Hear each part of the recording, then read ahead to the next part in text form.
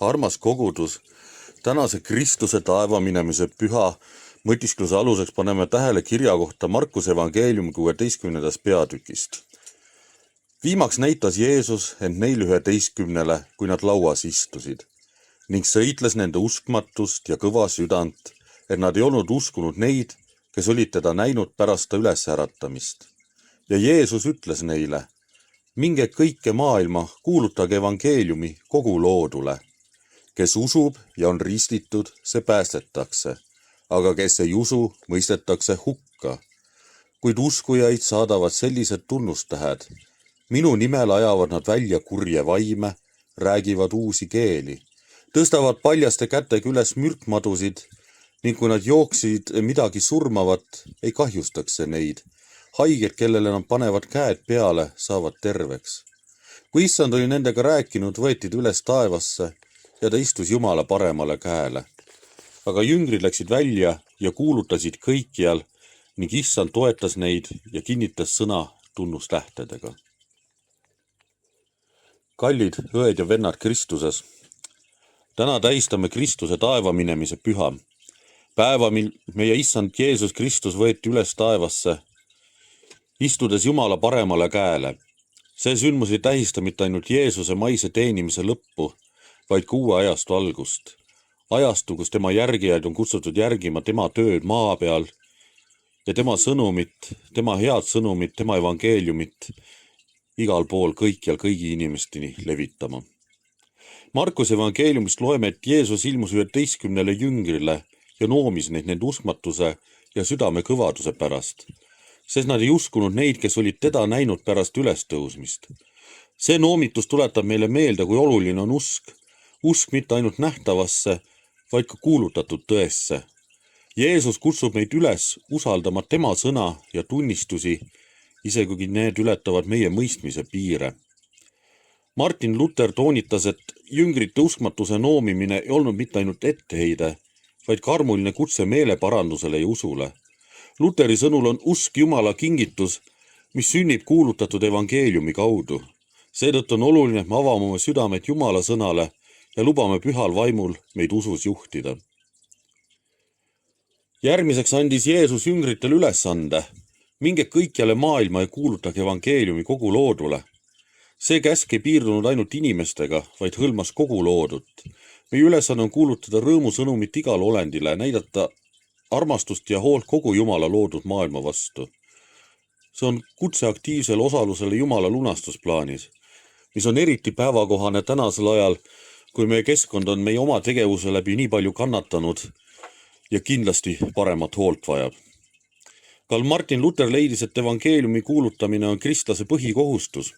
Ta kirjutas, et kui me ei kuuluta evangeeliumi, siis me ei täida Kristuse käsku ega armasta oma ligimest. Lutheri jaoks oli evangeeliumi kuulutamine armastuse tegu, mis toob inimestele pääste ja lootuse. Jeesus ütles, kes usub ja on ristitud, see päästetakse, aga kes ei usu, mõistetakse hukka. See rõhutas usu ja ristimise tähtsust pääste saamisel. Usk ei ole ainult intellektuaalne nõustumine, vaid sügav usaldus Jumala vastu, mis väljendub meie elus ja tegudes. Ristimine on selle usu väline märk ja kinnitamine ning see ühendab meid Kristuse surma ja ülestõusmisega. See ühendab meid Jumala armastusega meie vastu ja avab meile tee Jumala riiki. Erlangeni koolkonna teoloog Paul Althaus rõhutas, et usk on inimese vastus Jumala armule. Tema sõnul on usk Jumala kingitus, mis sünnib püha vaimu töö kaudu inimese südames. Althaus toonitas, et usk ei ole inimese saavutus, vaid Jumala töö inimese sees. Jeesus kirjeldas meie tänases tekstis ka tunnustähti, mis saadavad usklikke. Kurjade vaimude väljaajamine, uute keelte rääkimine, mürgi joomine ilma kahju saamata, mürkmadude tõstmine. Need tunnustähed ei ole eesmärk omaette, need ei näita, et Jumala sõna kuulutajatest saaksid mingid maotaltsutajad, vaid kinnitavad Jumala väe ja ligiolu usklike eluse. Need on märgid Jumala kuningriigi kohalolust ja tema töö jätkumisest meie kaudu. Need tunnustähed on Jumala töö kinnitused, mis näitavad, et evangeeliumi kuulutamine toimub Jumala väes. Tunnustähed ei ole inimeste saavutused, vaid Jumala töö, mis kinnitab Jumala sõna tõelisust. Pärast antud sõnumi edastamist võeti Jeesus üles taevasse ja ta istus Jumala paremale käele. See sümboliseerib tema valitsemist ja autoriteeti kogu loodu üle. Jeesuse taeva minemine ei tähenda tema lahkumist, vaid tema kohalolu muutumist. Ta nüüd meiega püha vaimu kaudu, juhatades ja toetades meid meie teekonnal. Martin Luther kirjutab, et Kristuse taeva minemine on tema ülendamine ja tema valitsemise algus. Ta rõhutab, et Kristus ei ole meist lahkunud, vaid on meiega veelgi lähedasemalt, sest ta valitseb kogu loodu üle ja juhib oma kirikut püha vaimu kaudu. Jüngrid läksid välja ja kuulutasid evangeeliumi kõikjal ning Issand toetas nende sõnumit tunnustähtedega. See näitab, et kui me täidame Jeesus antud ülesannet, siis ei ole me üksi. Jumal töötab koos meiega, kinnitab meie sõnu ja tegusid oma väega. Meie kutsumus on olla tema tööriistad, tuues tema armastust ja tõde siia maailma. Jumala koostöö oma rahvaga on evangeeliumi kuulutamise keskne osa. Ta kirjutab, et Jumal ei jäta oma rahvast üksi, vaid töötab koos nendega, kinnitades nende sõnu ja tegusid oma väega.